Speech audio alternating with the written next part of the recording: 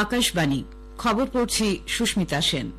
বিশেষ বিশেষ খবর হল, দুদিনের সফরে প্রধানমন্ত্রী আজ পশ্চিমবঙ্গে আসছেন। ৭,২০০ কোটি টাকার উন্নয়নমূলক প্রকল্পের উদ্বোধন ও শিলান্যাস করবেন তিনি। কেন্দ্রীয় মন্ত্রিসভা পিএম সূর্যঘর বিনামূল্যে বিদ্যুৎ সরবরাহ প্রকল্পে ১ কোটি বাড়ির ছাদে সোলার প্যানেল বসানোর প্রস্তাব অনুমোদন করেছে। দেশের মোট অভ্যন্তরীণ উৎপাদন জিডিপি বৃদ্ধির হার তৃতীয় ত্রৈমাসিকে দাঁড়িয়েছে ৮.৪%। প্রধানমন্ত্রী ভারতীয় অর্থনীতির এই বৃদ্ধির প্রশংসা করেছেন। গাজা ভূখণ্ডে ত্রাণ সাহায্যের জন্য অপেক্ষমান বাস্তুচ্যুত প্যালেস্তিনীয়দের লক্ষ্য করে ইসরায়েলি সেনার গুলিবর্ষণে শতাধিক নিহত।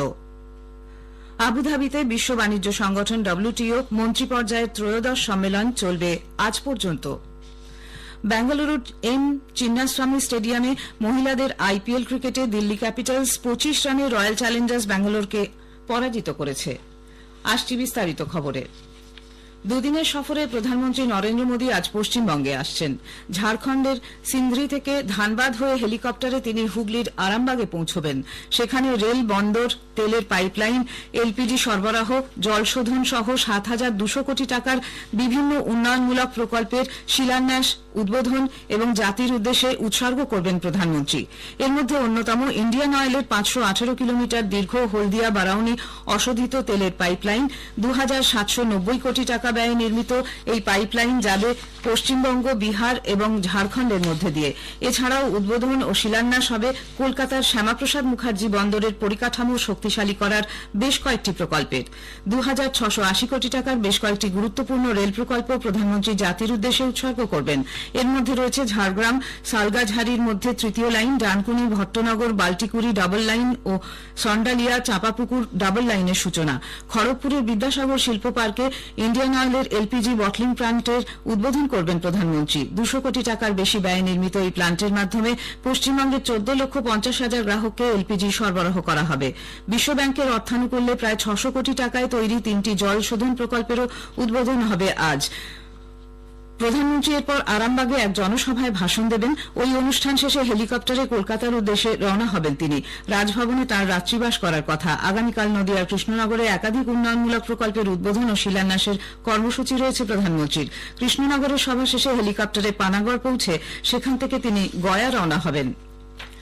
কেন্দ্রীয় মন্ত্রিসভা ৭৫,০২১ কোটি টাকা ব্যয়ে পিএম সূর্যঘর বিনামূল্যে বিদ্যুৎ সরবরাহ প্রকল্পে ১ কোটি বাড়ির ছাদে সোলার প্যানেল বসাবার সিদ্ধান্ত অনুমোদন করেছে। এর ফলে প্রতি গৃহে ৩০০ ইউনিট বিনামূল্যে বিদ্যুৎ পাওয়া যাবে। গত ১৩ ফেব্রুয়ারি প্রধানমন্ত্রী এই প্রকল্পের সূচনা করেন। নতুন দিল্লিতে গতকাল মন্ত্রিসভা বৈঠকের পর তথ্য ও সম্প্রচার মন্ত্রী অনুরাগ সিং ঠাকুর জানান, প্রতি গৃহে এর ফলে ১৫,০০০ টাকা সাশ্রয় হবে। কেন্দ্র ২০২৪-এর খরিফ মরশুমের জন্য ফসফেট ও পটাশ সারের পুষ্টিভিত্তিক ভর্তুকি হার বা এনবিএস এর অনুমোদন দিয়েছে। একই সঙ্গে ৩টি নতুন সারের গ্রেডকে এনবিএস প্রকল্পের আওতায় আনার ব্যাপারেও অনুমোদন দেওয়া হয়েছে। এর ফলে ভর্তুকি হারে এবং যুক্তিগ্রাহ্য দামে কৃষকদের কাছে সারের সরবরাহ সুনিশ্চিত হবে। মন্ত্রিসভা ইন্টারন্যাশনাল বিগ ক্যাট অ্যালায়েন্স গঠনের অনুমোদন দিয়েছে, যার সদর দপ্তর হবে ভারতে। এজন্য আগামী ৫ বছরে ১৫০ কোটি টাকা ব্যয়ের অনুমোদন দেওয়া হয়েছে। বিগ ক্যাট রয়েছে এমন ৯৬টি দেশ ছাড়াও বিগ ক্যাট সংরক্ষণে আগ্রহী দেশগুলিকে নিয়ে এই জোট গঠনের প্রক্রিয়া ইতিমধ্যেই শুরু হয়েছে। কেন্দ্রীয় মন্ত্রী অশ্বিনী বৈষ্ণব জানিয়েছেন, প্রধানমন্ত্রী দেশে সেমিকন্ডাক্টর নির্মাণের জন্য ৩টি ইউনিট প্রতিষ্ঠার গুরুত্বপূর্ণ সিদ্ধান্ত নিয়েছেন। অসমের ধোলেরাতে প্রথম বাণিজ্যিক সেমিকন্ডাক্টর ফ্যাব গড়ে উঠবে বলে তিনি জানান। এখানে প্রতিদিন ৪,৮০,০০,০০০ চিপস নির্মাণ হবে। ১০০ দিনের মধ্যে এই ইউনিটগুলি নির্মাণের কাজ শুরু হবে। কেন্দ্রীয় স্বরাষ্ট্র এবং সমবায় মন্ত্রী অমিত শাহ আজ নতুন দিল্লিতে জাতীয় নগর সমবায় অর্থনীতি এবং উন্নয়ন নিগম লিমিটেড NUCFDCর সূচনা করবেন। নগর সমবায় ব্যাংকগুলি এই National Urban Cooperative Finance and Development Corporation Limited NUCFDCর ছত্রছায়ায় থাকবে। আত্মনির্ভর ভারত গড়তে সহকার সে সমৃদ্ধির লক্ষ্য অর্জনের ক্ষেত্রে এই ছাতা সংগঠন স্থাপন অন্যতম মাইল ফলক। এই উদ্যোগের লক্ষ্য নগর সমবায় ব্যাংকিং ক্ষেত্রের আধুনিকীকরণ এবং তাকে আরও শক্তিশালী করা, যাতে ব্যাংকগুলি এবং তাদের গ্রাহকরা উভয়ই উপকৃত হয়।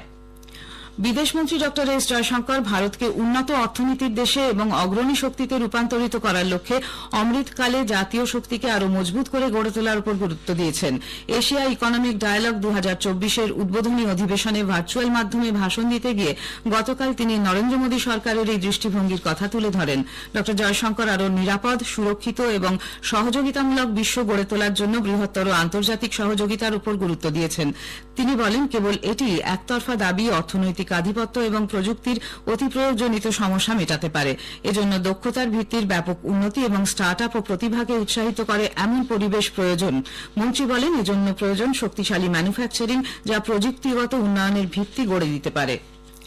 রাষ্ট্রপতি দ্রৌপদী মুর্মু বলেছেন, বিশ্ব শক্তিগুলির সঙ্গে প্রতিযোগিতার জন্য ভারতের উচিত সময়ের সঙ্গে এগিয়ে যাওয়া। ভুবনেশ্বরে গতকাল উৎকল বিশ্ববিদ্যালয়ের 53তম সমাবর্তনে ভাষণ দিতে গিয়ে রাষ্ট্রপতি বলেন, এই যুগ হল কৃত্রিম বুদ্ধিমত্তা, মেশিন লার্নিং, কোয়ান্টাম কম্পিউটিং এবং 3D প্রিন্টিং এর যুগ। ভারতকে আধুনিক প্রযুক্তির সুবিধা নিয়ে উন্নয়নের ক্ষেত্রে তা ব্যাপকভাবে কাজে লাগাতে হবে। তবে তিনি বলেন, প্রযুক্তির অগ্রগতির সঙ্গে এগিয়ে যাওয়ার সময় দেশের জনগণের সমৃদ্ধ সংস্কৃতি এবং ইতিহাস ভুলে গেলে চলবে না। উৎকল বিশ্ববিদ্যালয়ের প্রাক্তনী রাষ্ট্রপতি মুর্মু প্রধানমন্ত্রীর প্রধান সচিব ড পি.কে. মিশ্র, ভারতীয় আবহাওয়া দপ্তর আইএমডির মহানির্দেশক ড মৃত্যুঞ্জয় মহাপাত্র এবং ড সন্তোষ পাইকে সাম্মানিক ডক্টরেট প্রদান করেন। উল্লেখ্য, 4 দিনের সফরে রাষ্ট্রপতি গত বুধবার নিজের রাজ্য ওড়িশায় গেছেন। খবর শুনছেন আকাশবাণী থেকে। চলতি আর্থিক বছরের তৃতীয় ত্রৈমাসিকে ভারতের মোট অভ্যন্তরীণ উৎপাদন জিডিপি 8.4-এ দাঁড়িয়েছে বলে জাতীয় পরিসংখ্যান দপ্তর এনএসওর গতকাল প্রকাশিত তথ্য পরিসংখ্যানে জানানো হয়েছে। এনএসও ন্যাশনাল অ্যাকাউন্টসের দ্বিতীয় আগাম হিসেবে 2023-24-এ দেশের বিকাশ হার 7.6% হওয়ার লক্ষ্য ধার্য করেছিল। 2024-এর জানুয়ারিতে জারি করা তাদের প্রথম আনুমানিক হিসেব অনুযায়ী চলতি আর্থিক বছরে বিকাশ হার 7.3% দেখানো হয়েছিল। এনএসও 2022-23-এ তাদের পূর্বানুমান মাফিক মোট অভ্যন্তরীণ উৎপাদন জিডিপির বিকাশ হার 7.2% থেকে সংশোধন করে 7% করেছে। প্রধানমন্ত্রী নরেন্দ্র মোদী বলেছেন, 2023-24-এর তৃতীয় ত্রৈমাসিকে মজবুত 8.4% জিডিপি বৃদ্ধির হার ভারতীয় অর্থনীতির শক্তি এবং সম্ভাবনাকেই তুলে ধরেছে। আবুধাবিতে বিশ্ব বাণিজ্য সংগঠন ডব্লিউটিওর মন্ত্রী পর্যায়ের ত্রয়োদশ সম্মেলন আজ পর্যন্ত বাড়ানো হয়েছে। গুরুত্বপূর্ণ বিভিন্ন বিষয়ে আরও আলোচনা এবং বোঝাপড়ার পথ প্রশস্ত করতেই এই সময়সীমা বৃদ্ধি। ডব্লিউটিওর মহানির্দেশক, আয়োজক দেশ এবং সংশ্লিষ্ট পদাধিকারীদের মধ্যে বৈঠকে 1 মার্চ পর্যন্ত সম্মেলন চালানোর সিদ্ধান্ত নেওয়া হয়।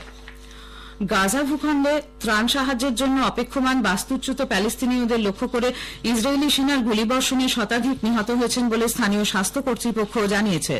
যদিও নিহতের সংখ্যাকে চ্যালেঞ্জ জানিয়ে ইসরায়েলের দাবি, ত্রাণ সরবরাহকারী ট্রাকের নিচে চাপা পড়ে মৃত্যু হয়েছে অনেকের। প্রায় 5 মাস ধরে চলা ইসরায়েল হামাস যুদ্ধের মৃতের সংখ্যা 30,000 ছাড়িয়েছে। গাজা শহরের কাছে গতকাল গুলি চালনায় ঘটনায় কমপক্ষে 112 জন নিহত এবং 280 জনের বেশি আহত হয়েছেন বলে প্যালেস্তিনীয় স্বাস্থ্য আধিকারিকরা জানিয়েছেন। গোলাবর্ষণ ও ক্ষেপণাস্ত্র হানায় গাজার স্বাস্থ্য পরিষেবা বিপর্যস্ত। যে কটি হাসপাতাল এখনো কাজ চালিয়ে যাচ্ছে, গুরুতর জখম মানুষদের চিকিৎসায় হিমশিম খাচ্ছে তারা। রাষ্ট্রসংঘের ত্রাণ সাহায্য সংক্রান্ত প্রধান মার্টিন গ্রিফিথস এক্স হ্যান্ডেলে লিখেছেন, গতকালের ঘটনায় তিনি স্তম্ভিত। 5 মাসের কাছাকাছি চরম নৃশংসতার পরেও গাজা এখনও আমাদের বাকরুদ্ধ করে দিতে পারে। বাংলাদেশের রাজধানী ঢাকার বেইলি রোডে এক বহুতল ভবনে বিধ্বংসী অগ্নিকাণ্ডে কমপক্ষে 43 জন নিহত হয়েছেন। আহত হয়েছেন অন্তত 40। স্বাস্থ্যমন্ত্রী সামন্তলাল সেন জানিয়েছেন, ঢাকা মেডিকেল কলেজ হাসপাতাল এবং পার্শ্ববর্তী বার্ন ইনস্টিটিউটে আহতরা চিকিৎসাধীন। স্থানীয় সময় রাত 9:50 নাগাদ 8তলা ভবনটির দোতলার একটি রেস্তোরাঁয় প্রথম আগুন লাগে। দ্রুত তা ছড়িয়ে পড়ে আরও কয়েকটি তলায়। দমকলের 13টি ইঞ্জিন আগুন নেভায়। বিদেশ মন্ত্রক জানিয়েছে, রাশিয়ায় আটকে পড়া ভারতীয়দের দ্রুত মুক্তির জন্য চেষ্টা করা হচ্ছে। গণমাধ্যমের এক প্রশ্নের উত্তরে মন্ত্রকের মুখপাত্র রণধীর জয়সওয়াল বলেছেন, রুশ সেনাবাহিনীতে সহায়তাকারী হিসেবে কাজে গিয়েছিলেন এমন 20 জন ভারতীয়কে ফিরিয়ে আনার চেষ্টা চলছে। মন্ত্রক এ বিষয়ে দিল্লি ও মস্কোর রুশ কর্তৃপক্ষের সঙ্গে নিয়মিত যোগাযোগ রাখছে। জনসাধারণকে তাদের লোকসভা কেন্দ্রের বিশদ তথ্য এবং সেই এলাকায় চালু থাকা বিভিন্ন কেন্দ্রীয় সরকারি প্রকল্প ও উন্নয়ন সম্পর্কে অবহিত করতে আকাশবাণী কলকাতার সংবাদ বিভাগ শুরু করেছে বিশেষ অনুষ্ঠান ভারত বিকাশ ডায়েরি। প্রতিদিন রাত 8:50 গীতাঞ্জলি প্রচার তরঙ্গে শুনুন 10 মিনিটের এই অনুষ্ঠান। আমাদের সোশ্যাল মিডিয়াতেও অনুষ্ঠানটি সরাসরি শোনা যাচ্ছে। আজকের প্রতিবেদনে থাকছে মালদা উত্তর ও দক্ষিণ লোকসভা কেন্দ্র। আসন্ন সাধারণ নির্বাচনকে মাথায় রেখে ভোটারদের সচেতনতা বাড়ানোর জন্য আকাশবাণী কলকাতা আজ শুরু করছে 10 মিনিটের বিশেষ অনুষ্ঠান সচেতন ভোটার ও ভোটাধিকার। শোনা যাবে 15ই মার্চ পর্যন্ত প্রতিদিন সকাল 9:30 গীতাঞ্জলি প্রচার তরঙ্গে। বেঙ্গালুরুর এম চিন্নাস্বামী স্টেডিয়ামে মহিলাদের আইপিএল ক্রিকেটে দিল্লি ক্যাপিটালস 25 রানে রয়্যাল চ্যালেঞ্জার্স ব্যাঙ্গালোরকে হারিয়ে দিয়েছে। জয়ের জন্য 195 রানের লক্ষ্য তাড়া করে রয়্যাল চ্যালেঞ্জার্স ব্যাঙ্গালোর নির্ধারিত 20 ওভারে 9 উইকেটে 169 রান করে। এর আগে টসে জিতে রয়্যাল চ্যালেঞ্জার্স প্রথমে ফিল্ডিং করার সিদ্ধান্ত নেয়। নির্ধারিত 20 ওভারে দিল্লি ক্যাপিটালস 5 উইকেটে করে 194 রান। খবর এখনকার মতো এ পর্যন্ত।